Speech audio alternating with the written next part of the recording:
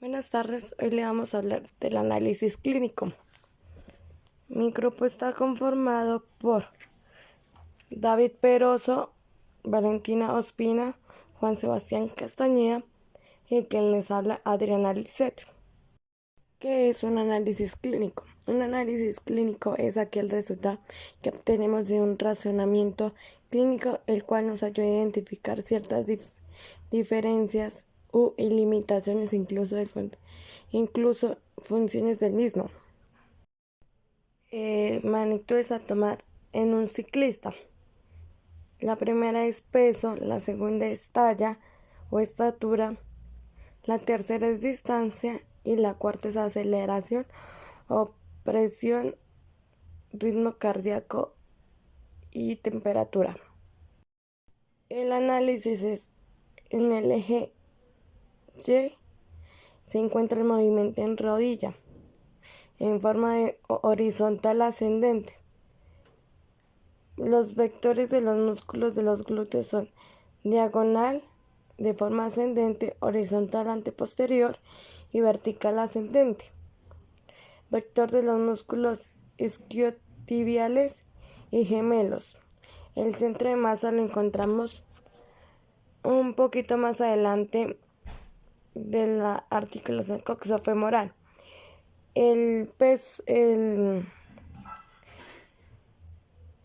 La fuerza de reacción la encontramos en la superficie en la cual está apoyada la cicla y el ciclista. La fuerza número 1 la encontramos en la articulación tibiofemoral y patelofemoral.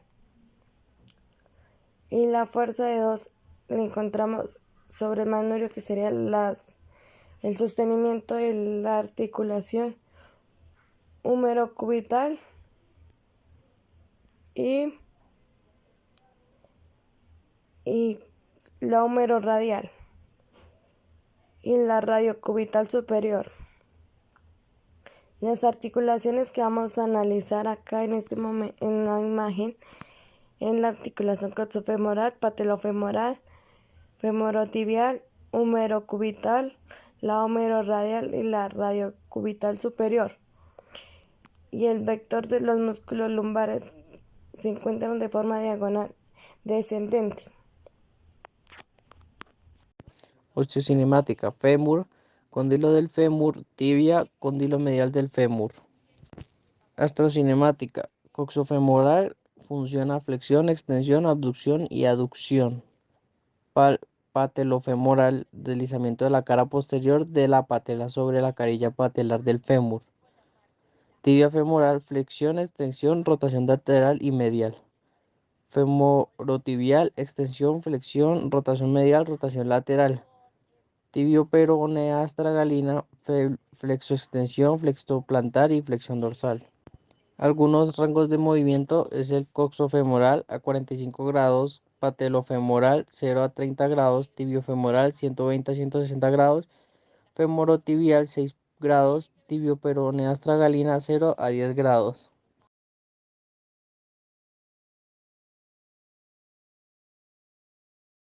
Glúteo mayor: su origen está en el ileón sacro y coxis, su inserción en el fémur, cintilla iliotibial de la fascia lata, y su acción extiende y gira la articulación coxofemoral y extiende el tronco.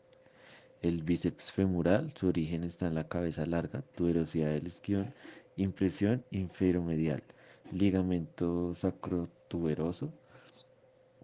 La cabeza corta está en la línea áspera del fémur, en el labio lateral, en la línea supracondilea lateral del fémur. Su inserción está en la cabeza de la fíbula, cara lateral, y su acción está en la articulación coxofemoral, extensión del muslo, rotación externa del muslo, articulación de la rodilla, flexión de la pierna, rotación externa de la pierna y estabiliza la pelvis. Músculo semimembranoso: su origen está en la tuberosidad del isquion. Su inserción está en el extremo proximal de la tibia, bajo el cóndulo medial, a través de la pata de ganso. Su acción está en la articulación de la cadera, extensión y rotación interna del muslo, estabilización de la pelvis, articulación de la rodilla, flexión y rotación interna de la pierna. El aductor mayor, su origen está en la rama isquiopúbica, tuberosidad isquiática. Su inserción está en la superficie posterior del fémur, tubérculo del muslo aproximado al fémur. Su acción aduce y rotula el sentido medial, el muslo de la articulación de la cadera.